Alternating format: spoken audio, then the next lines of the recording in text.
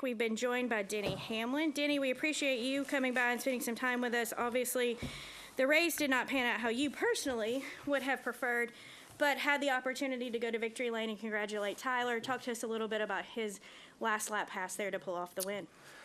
Yeah, it was certainly a really crappy day for about 20 minutes, and then it all turned around pretty quickly. I watched it from turn 2 in the infield. I was trying to be the first one out of here, but gladly I'll probably be the last one today. So it's awesome for them. You know, it takes a ton of focus to kind of do what he did in that instance where there's kind of cars wrecking around you. It looked kind of very similar to how the Daytona 500 win was when Newman and Blaney had that wreck, and I was able to squeeze around. Like Tyler did that same thing, and you know, it just takes a tremendous amount of focus and a little bit of luck for sure. And you know, happy for this team that to get a win, a very deserving win, and you know, certainly.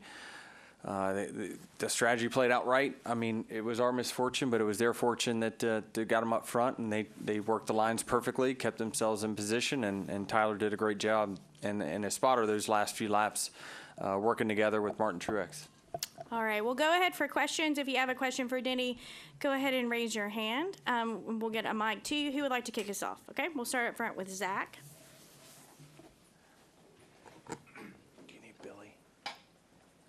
Oh, yeah. Billy, do you want to come on up? We'll go ahead and add crew chief Billy Scott to the availability as well. Go ahead, Zach. Zach Sterniolo, NASCAR.com. Denny, congratulations on this one.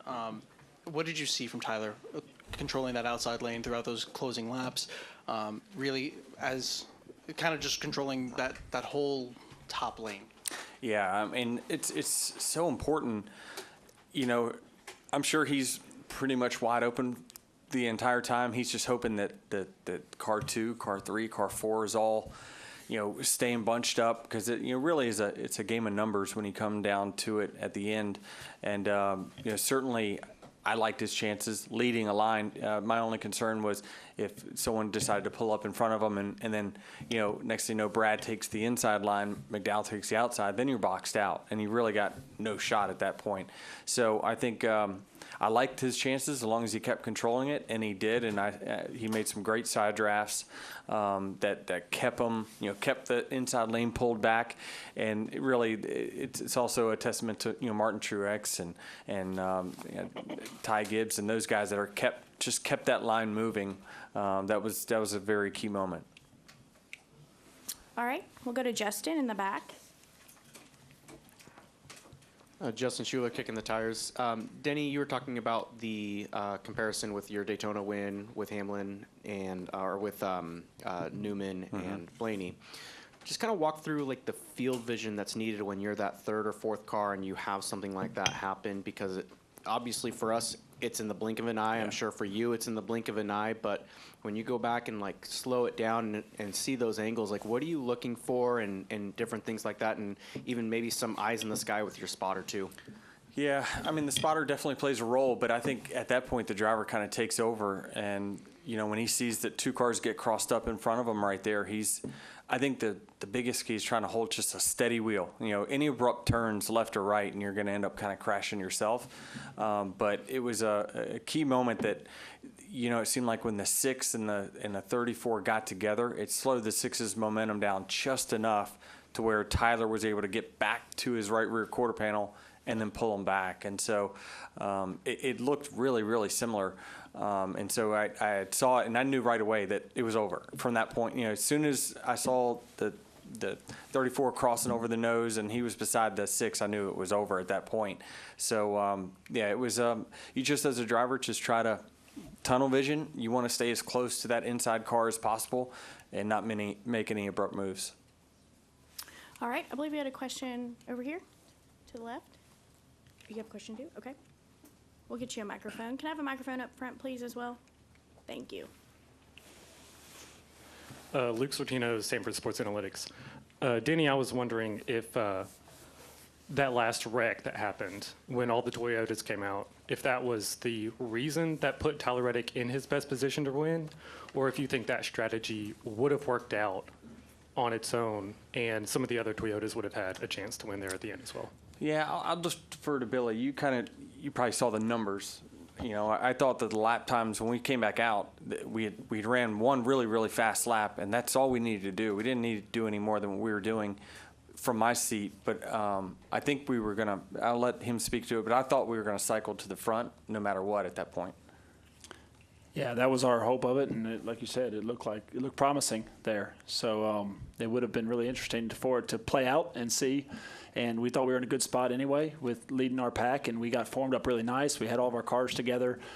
Things were really shaping up to have that play out the way we intended. Great execution on all the Toyota drivers. So, we were thinking it was going to be the same result, that we were going to cycle to the lead, but, the unfortunate wreck that took so many of them out just kind of sealed it. Go up here. Hey, Denny, Johnny Condon, ABC 3340 in Birmingham. Just wanted to ask, from your unique perspective of driving in, owning a separate team, what's the range of emotions showing up in victory lane despite you not winning the race, but your driver winning? Yeah, I mean, certainly it's different for sure because it's, I'm only an hour from, being crashed out of the race. So it's very different for sure. But you switch over. I mean, certainly I was, down in the dumps, and then, I watched Tyler on the cool down lap. I couldn't see the TV live. I just saw the cool down lap, and I saw him coming around the corner first, and I'm like, we won. We had to have won. And so you just never know. But then my excitement came in. So I know how much work these guys put in each and every day at 2311, and you're just happy for them because you know how much work gets put into it, and certainly with myself having to have my hand in every little department of the race team, it's certainly gratifying. We'll go over here in the orange hat. But it was a real bad day for a little while. Steve Conley, the podium finish. Billy, I want to ask you, kind of comparing today back to Daytona to start the season. How different do you feel the car was, the drivability of the car, and how much work maybe you have for the next two super speedway races? I think that stuff was all pretty similar. We've all kind of sorted out our packages now. We don't have any practice time. In Daytona, practice is the only thing we get. So these races are it, and we just slowly build from race to race. And, going back to Daytona, I think that dual race that Tyler won down there did a lot for his experience.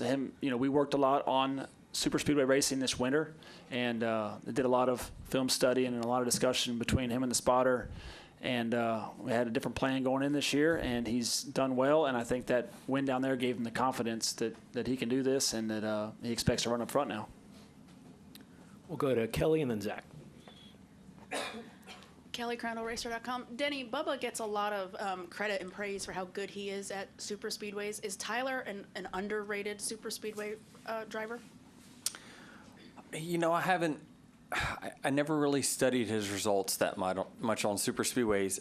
I more saw his talent on, different tracks, his car, his ability to handle a race car, his car control. And you don't see that much on super speedways. So I don't know exactly how his results have trended over the course of time. But certainly he's very capable. I mean, he showed today he's very capable.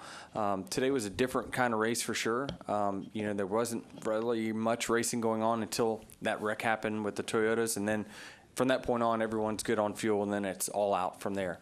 So it was very, very different for sure. But, Tyler, when you have a gifted driver like Tyler, he's going to be able to be good everywhere. I mean, he shows it on road courses, intermediates. I think he gets a lot of credit for his road courses and intermediate driving style, but what I appreciate about him is he's a student of the game, and I see how much him and his spotter are working together, like Billy was talking about in the offseason, trying to get better at all types of tracks, and that's what you like to see as an owner, is a driver willing to put in the work to get better and find those areas that he can improve.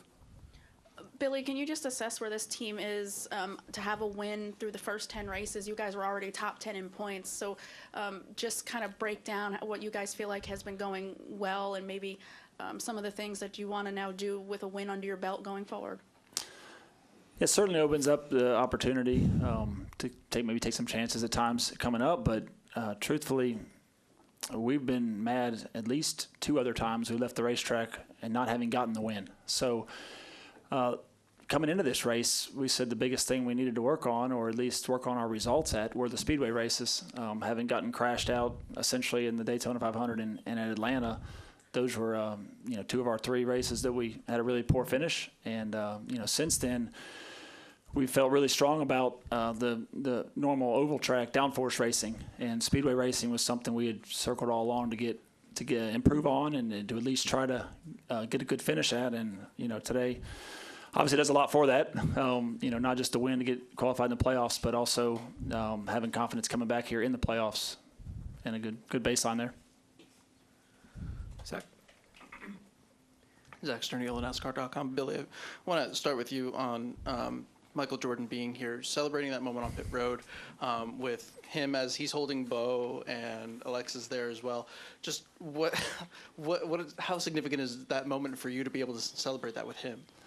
That's just pretty cool. I mean, honored that we got the first win with him being here today, and glad he was able to be here for one, and doesn't think it's a curse to come or something, because there's certainly been some ones go the other way. And just to see his excitement, it's interesting. He is a study of the sport. I was talking to him before the race, and he watches every truck race, every Xfinity race, every Cup race, just trying to learn and understand what we're going through and figure out how he can help from the owner's side. And it's impressive, and just to see the excitement on his face, that's what I enjoyed. And Denny, we talk a lot about Michael's presence when he does come to the racetrack, but on a day like this where he is able to celebrate in victory lane and also have his name and brand on that car at the same time, how does that add to the significance of this? It definitely adds to it. Every little thing, adds to, how special it is for sure. And I was very envious when I saw the scheme designed for this weekend of that 45, and I saw it in the shop. Very envious of that 45 car for sure. And so, it's the crew, those are moments that the crew guys get to, talk about with their kids for many, many years as well, right? We got to celebrate with Michael here, winning in his car. It's just, these are certainly important memories that these men and women are going to experience for a very long time. And, Bo has no idea the significance of his moment. And so it's great to see. And, when we got the first win with the 45 with Kurt at Kansas in the Jumpman car, we have pictures of that all over. And because it was such a big and special moment, and certainly this one will be no different. Go Reed and then back up here to Kelly. Reed Spencer with the NASCAR Wire. This is the first time at Talladega in the stage racing era that we've gone through 2 stages here without a caution for an incident. Is that a function of the fuel mileage situation, and is there a counter strategy for that, or is that here to stay? Yeah, I'm not sure. There wasn't. From my seat, I can only speak from my seat, and that is, we didn't do any racing for the first 2 stages until after we got within a fuel window. So it was all just kind of riding around from our standpoint. So, we were 3x3, so maybe that, looked exciting, but, certainly from our standpoint, the game has changed on super speedway racing. The skill set that feel like I've come to have over 20 years of doing this, I wasn't able to use any of those tools in the toolbox today just because of just how things kind of work out. You really can't get out of line, and you got to really be patient all day long until you get into that last fuel mileage. We saw the race really start with that 30 to go. That's when the race started. And then you saw it was, 2x2. You had to run in line. That's just a product of this car. It's got a ton of drag in it. And if you pull out of line, you're going to pay a huge price. And so it's just a product of the car and what we've got. Go back up here to Kelly. Denny, just going back to having Michael here and how much attention that's already drawing, even with social and everything, is that going to be, maybe even briefly for tonight and tomorrow morning, just a good thing for the sport? Because he's so recognizable. I'm sure those highlights are going to appear, everywhere, right? Probably even on SportsCenter. Yeah, 2311 is very important to this sport. Absolutely. If we could get everyone to see that as much as we do. It is. It's good. It's good for everything you can imagine. You're talking to sponsorship, you know, your manufacturers, your team morale. It's so good, and it is in so many different ways. And so certainly you'd like to have more of these opportunities happen more and more often, because you know they're all of equal importance and they all make you feel just as good. So you definitely want to savor them. Take one more question right here on the left. Grant Davis, 97.9 BOK. You was talking about your restrictor plate skill set, and you feel like you've lost a lot of options with the current package. Is there anything, in your opinion, that they could change right now to even, make it better? I don't think so. I mean, short of just cutting some spoiler off, I don't know. I don't know. I mean, there's some sort of ratio, horsepower drag. We're actually running quite a bit more horsepower on the super speedways than what we used to run, but we have a tremendous amount more drag. So what that means is, back when I used to be able to get runs, I could just kind of pull out of line and then pull back in line because I'd be able to clear some cars. But now it's that the car does have so much drag. You've got to just stay in line. That's just kind of the name of the game. But that puts it more in people like Billy's hands to strategize. And it's still a race that's got a green flag and a checker flag. So someone's going to win, and it's execution, and it's the pit crew doing a great job, and it's these guys coming up with a strategy like they did to put themselves out front. So it's just a different game, and you got to adapt your style for that game. Okay, well, Billy, Denny, it was great to see the 45 on top of the video board. Congratulations.